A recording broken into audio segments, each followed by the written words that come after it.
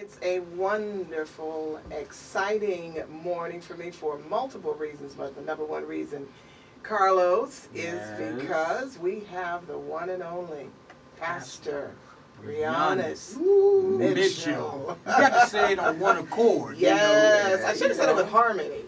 Yeah, y'all should have tuned in on that. You know, had a whole No. feel. We'll let you have the hoop. You know, Oh, the yeah, I hoop do the hoop hoop battle. Yes, you can do that. We have Pastor Brianna's Mitchell in the studio with us once again, and Nashville is evolving. Nashville is changing, and he pastored one of the oldest and leading African American churches here in the city, and they are involved in the community, not just a church in the community, but involved in the community as well. Pastor Mitchell, tell us what's going on over at Mount Gilead Baptist Church. Well, I've been in Mount Gilead 2 years now. Wow. Yeah, it's been 2 years. Did it go fast for you? It did go fast. Yeah. It went real fast. And I'm enjoying it. The church is growing tremendously, and I'm excited about that. The numbers are just up, and attendance is great. And just enjoying it. It's 137 years old, I think that's what it is. Oh, my It's one of the... You're looking really young. I wish I was. Really. But we're excited. You know, the church, we're being challenged right now. Obviously, Mount Gilead is in a neighborhood. I grew up eight houses up the street from the church.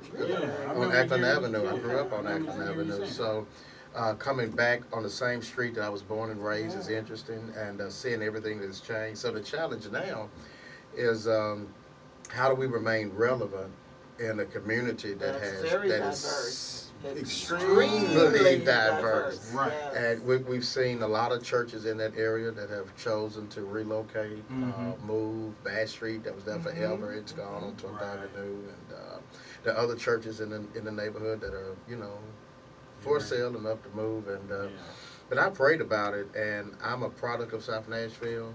Edge Hill is still there, and MDHA has a lot going on now, trying to redevelop Edge Hill.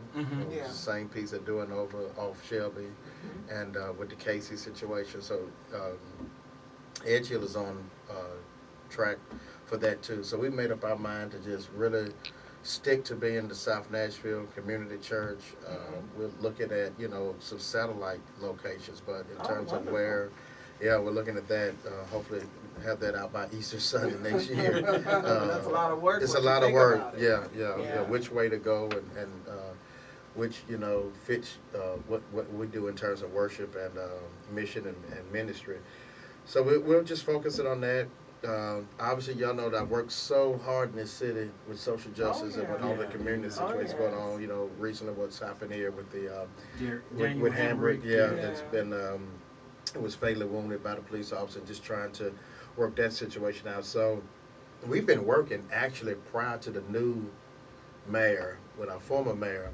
We've been working with a program out of Indianapolis called 12 Points. 12 points. Tell us about that. So 12 Points is it's a mission type piece. It really caters with pastors who are willing to get in the trenches and go into the community. So it's a partnership with the local police department, with the church, and with the mayor's office to try to eliminate crime tremendously in a certain area. So we're going to focus on 12 South, South Nashville, and see if we can be aggressive there. And then once we create that model, Harold Love has been working with us with that. Lionel has been working with us on that. Of course, he's leaving the mayor's office now. Going to juvenile, but we'll need him there too. Right. So it's just a lot that we've been doing behind closed doors, not a lot out on social media about it, because we're trying to get it together. And I think it works a lot better when you don't use a lot of social media with that, because it can get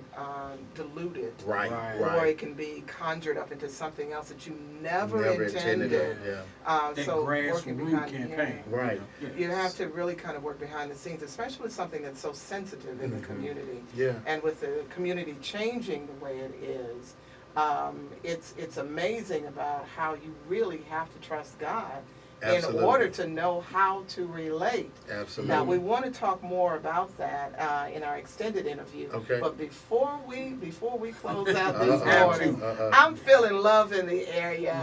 Really? Congratulations. Yes. Well, thank you. Yes. Very special day is coming upon August you. the it 18th. is. One, Oh, my 8/18/18 at 1:18. Oh. That's prophetic. That is. Yes, somebody- it is. I don't know I what's thought you prophetic were about gonna say it. you were playing number or something. I thought he was Don't gonna play say- it. I'm just saying it's prophetic, right? It's just prophetic, you know. Yes. Yeah, that but is I'll so be marrying powerful. Jaquita Haynes. Oh, She's out of sweet. Murfreesboro, and we've been dating for a little while now, so I kept it Yeah. quiet while we was Right. dating. But Of course, because excited you're a man now. of leadership. Yeah. So you all get Yeah. it. So Okay. and excited. You know, it's life is a journey forward. And this city Yes. really prayed me through Mhm. Oh, Oh, absolutely. man, over yeah. 4 years ago. Absolutely. But my boys are here with me today. They're here. They're not gonna. They don't want to talk a lot. But Brennan is here and BJ is here with me. Awesome. But just excited, you know. And my word to Yeah. everyone is that whatever valley God brings you to, He brings you through. Yes, it And does. Psalms 23 is very clear. We walk through the valley of the shadow of death. We don't stay there. Yeah. And you know, God always knows tomorrow, even though we live in the pain of today. Yes, he So does. just trust Him for tomorrow, and that's. I guess I can That's say a- Jaquita is my tomorrow. Yeah, Oh, today now. How that's about so those sweet. saying? I'm not going to Cry cry. really. That is awesome. Thank you so much, Thank Pastor you. Bianca, Pastor for Brianna's meeting Mitchell. with us today. Thank you We all. really appreciate it. We're going to talk to you even more in our extended interview. Okay, looking thank, forward. Oh, awesome. Thank you for joining us on Joy in the Morning on 92Q. Okay, what was, I noticed that you said there were two other people that you're working with to bring together the two. Harold Love from the state Right, Mhm. problem. right. Lionel Matthews. Lionel Matthews, which one who's gonna get that? Which is with the mayor's office. Okay. Right.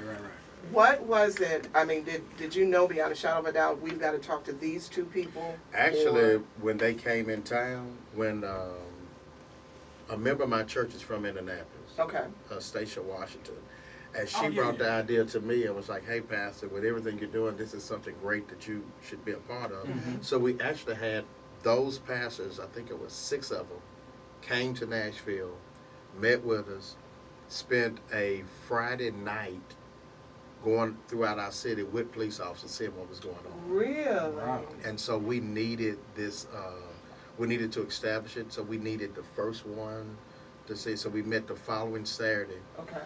Harold Love was with us, Lionel was with us, Mhm. 2 of the police chiefs, commanders were with us. Mhm. And we just sit down and flesh it out. They're excited, and you know, and in a day in which, you know, a lot of people say that the culture of Metro, but you know, I always tell people, it may not necessarily be the culture of our police department. It just takes one bad apple Oh, yeah. to destroy the Oh, bunch. yeah. You know, and all of us, you know, we have Mhm. police officers that we know, some of them Right, we're kin right, to, right. so you know. Yeah. But so those they're really looking forward to it, and it's just about the policing issue. Right. You know, how do we get back to the community policing without them, Making assumptions too quickly. right? Right. And and I think, you know, we're seeing time and time again when these issues come up around America, in African American cities, it's just, it's prejudice. It's a lot of officers stereotyping our African American Of men course, of before course. they even pull them over. Yeah. Or something like that. And so we're looking forward to this non-for-profit getting established here. So they have 12 points in Indianapolis. This will be 12 points Nashville. Okay. And so we'll roll it out. We'll work on it, and then we'll look at the data and see how the data. But it's a lot going on that people don't know. Yeah. Our former mayor had a firm from New York come in and met with a lot of us, Bishop Walker, myself. I think Mhm. Pastor Faison was one of them as well. Just talking about how to, How to go about How do we go about you know, it? fixing the problem. and we don't want Nashville to be this high dollar, you know, the it city is what they say, Mhm. and we get overlooked. Exactly. Right. So that's the issue, Exactly. which is what has happened in South Which is, Nashville. uh, You know, And that's what I want to ask you. Do you think the fact that Nashville is becoming the it city, and you have so many people coming in from all over the country Mhm. trying to fit in, and by you being a lifelong Nashvilleian, Mhm. do you think that's part of the issue? Oh, absolutely. Everybody trying to gel and fit in, but they don't know how to, and that's where a lot of the crime and the stereotypes and stuff come from. Well, I think that gentrification is a big piece. That Huge. they've taken over our communities, that we're lost in our own communities that we were raised in. Mm. That's a That- big piece. yeah. We're lost in the community. And it's but we're very divided. common in a lot of major cities. Right. Very, very common. And Houston, the dollar, Detroit. the almighty dollar stands stronger than the fact that there needs to be a consideration of those who are already in the area. And Right. it's like as soon as you purchase one home and the taxes go up and Go everything up, else, right. then it's And like you're you out. can't afford to live Yeah. there any Yeah. longer. House paid for, but you can't afford the taxes to stay Exactly. in the house. Exactly. I was just talking to another pastor right there in the North Nashville area. Matter of fact, Bishop Marcus Campbell. Okay, yeah. We had an interesting conversation about how everything around Mount Carmel has, Have you looked over there? right. I was just over there, Mhm. Wow. and he was just telling me It's it was different. amazing. Yeah. It's very Much different. different. And so he broke it down to me. He was telling me about how developers offer another piece of land a certain amount of money, but did not want to give the church the Yeah. same price. Yeah. And because the church is so large, because they looked at it like we can build at least 5 Mhm. houses on this lot, Mhm. And quadruple. and quadruple what they offer the Yeah. church, And Yeah. so he was like, "I'm not selling. I'm not. Yeah. I'm not." And I commend him for that. Yeah. Do you think that churches like Mount Carmel are being ran off as well as the residents of these neighborhoods? Yeah, absolutely. And I think that the challenge beyond being pushed out of our own communities is what we're facing in Mount Gilead is just how do you develop a ministry that continues to look after the least, the lost, the left out, that continues to make sure that justice is available and equality is available for all of those that will not marginalized or misrepresented. And then at the same time, to survive, how do you create a church at the same time that meets the needs of those who have Who moved don't into- even fit that category. Yeah. So we had students from Belmont have been coming to our church out of their religion program. So they spent the whole semester watching, and I interviewed one of them, Elizabeth Edwards or something like that. But anyway, I interviewed it. She interviewed me at the church, and she asked me, "What's your biggest problem?" I said, "Well, you know what? I don't want to be a black pastor that has white members, and I don't want my white members to say they go to a black church." That is a huge That's a challenge because there's such a Yeah. contrast between cultures, and it's not necessarily a race thing Right. Mhm. at all times. A lot of times it's just a cultural It's a culture thing. thing. What is it that you need that we can supply for Right, you? right. And Yeah. the prime example of a church like that is right here in Nashville, new to the South Nashville area, Pastor Chris Williamson at Mhm. Strong Yes, Town. The Strong Town, You know, yes. he's a black pastor Mhm. who pastored for 23 years, but has a diverse Yeah, membership. Very Absolutely, diverse absolutely. membership, Very yes. diverse. In fact, he just had the big event last week. Right, Blessed Fest Blessed back Fest, in yeah. June. Yeah, It was a wonderful Yeah. event. Very, a lot of people attended Yeah, it yeah. and stuff. So I think that's a challenge we have as a pastor, and knowing that if we continue to relocate to the Antiochs, well, that seems like where every church is relocating right now. I mean, surely there got to be some other souls somewhere else in the Nashville Yes. surrounding area. Seems like every church, relocates, give me an Antioch location, Antioch location, Antioch location. Right. But still, what's going to happen to these, who are going to be here? Edge here. And so how do we, that's the challenge I have, is how do we remain edgy? A lot of times, and I may be jumping the gun and moving into the pastoral questioning, Uh-oh. etc. But I was kind of curious, as a pastor, I'm sure you all have taken the time to pray about it and ask the Lord to give you some kind of divine intervention, of course, because this is going to have to take some divine intervention. Yeah. What are some of the particular points that you pray for, even scripture-wise, to get a good understanding or a good focus or a good direction of where to take your church? Yeah, I think it's the Nehemiah principle that I've Okay. been using. It's interesting. It sort of fits what God has done in my life after having founded Greater Grace and been in East Nashville and then having come back the last 2 years to South Nashville. It's going back surveying the land, which is what he does in chapter 1, and then praise to God.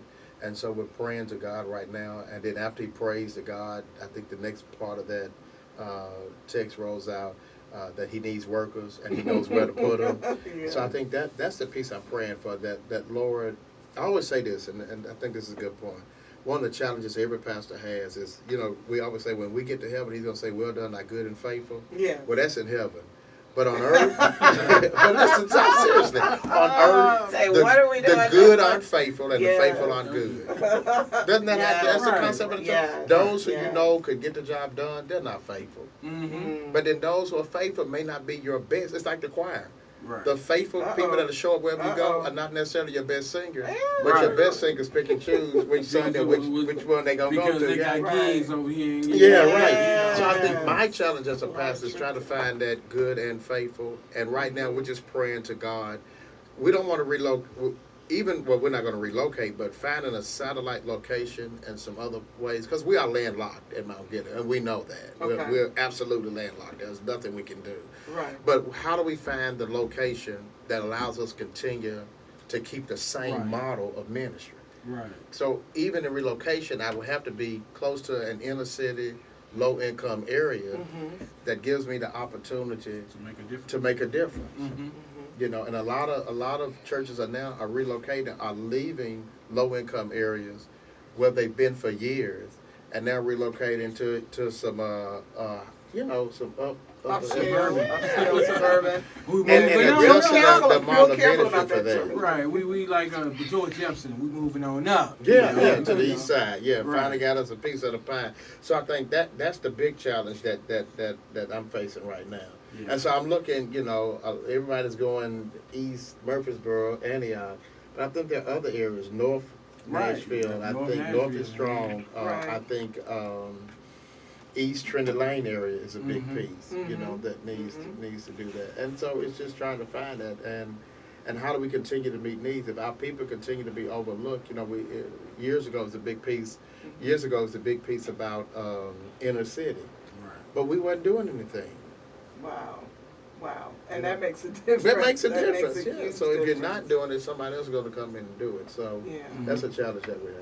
Well, I am excited. This is really challenging. Yes, I mean, it there are is. no easy answers for Right. this No. at And, all. and it's good to hear gentrification from a pastoral point of view. Mhm. Because a lot of times it's coming from community activists and people living Oh in the yeah. neighborhood. But Oh yeah.